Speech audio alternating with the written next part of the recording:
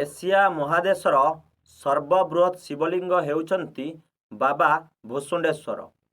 ଲକ୍ଷ ଲକ୍ଷ ଭକ୍ତଙ୍କ ଭକ୍ତି ଏବଂ ବିଶ୍ୱାସର ପ୍ରତୀକ ହେଉଛନ୍ତି ବାବା ଭୂଷୁଣ୍ଡେଶ୍ୱର। ଆସନ୍ତାକାଲି ବାବା ଭୂଷୁଣ୍ଡେଶ୍ୱରଙ୍କର ଜାଗର ଯାତ୍ରା। ଏହି ଜାଗର ଯାତ୍ରା ପାଇଁ ବାବା ଭୂଷୁଣ୍ଡେଶ୍ୱରଙ୍କ ଶୈବପୀଠ ଚଳଚଞ୍ଚଳ ହୋଇଉଠିଛି।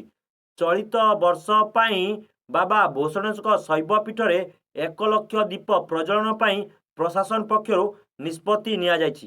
ଆସନ୍ତାକାଲି ହଜାର ହଜାର ଭକ୍ତଙ୍କ ଭିଡ଼କୁ ଆଖି ଆଗରେ ରଖି ପ୍ରଶାସନ ପକ୍ଷରୁ ଜୋରଦାର ପ୍ରସ୍ତୁତି କରାଯାଇଛି।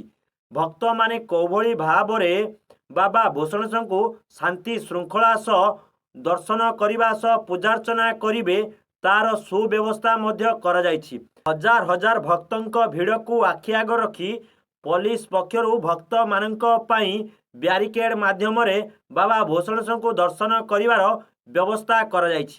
ତା ସହିତ ପ୍ରଶାସନ ପକ୍ଷରୁ ଭକ୍ତମାନଙ୍କ ପାଇଁ ପାନୀୟ ଜଳ ସହ ଭକ୍ତମାନଙ୍କ ପାଇଁ ସ୍ୱାସ୍ଥ୍ୟ ବିଭାଗ ପକ୍ଷରୁ ଡାକ୍ତରୀ ଟିମ୍ର ମଧ୍ୟ ବ୍ୟବସ୍ଥା କରାଯାଇଛି। ବିଶେଷ କରି ଆସନ୍ତାକାଲି ସନ୍ଧ୍ୟା 5টাରେ ବାବା ଭୂଷୁଣ୍ଡେଶ୍ୱରଙ୍କ ଶୈବପୀଠରେ 1 ଲକ୍ଷ ଦୀପ ପ୍ରଜ୍ୱଳନକୁ ଆଖି ଆଗରେ ରଖି ଅଗ୍ନିଶମ କର୍ମଚାରୀମାନଙ୍କୁ ମଧ୍ୟ ନିୟୋଜିତ କରାଯାଇଛି।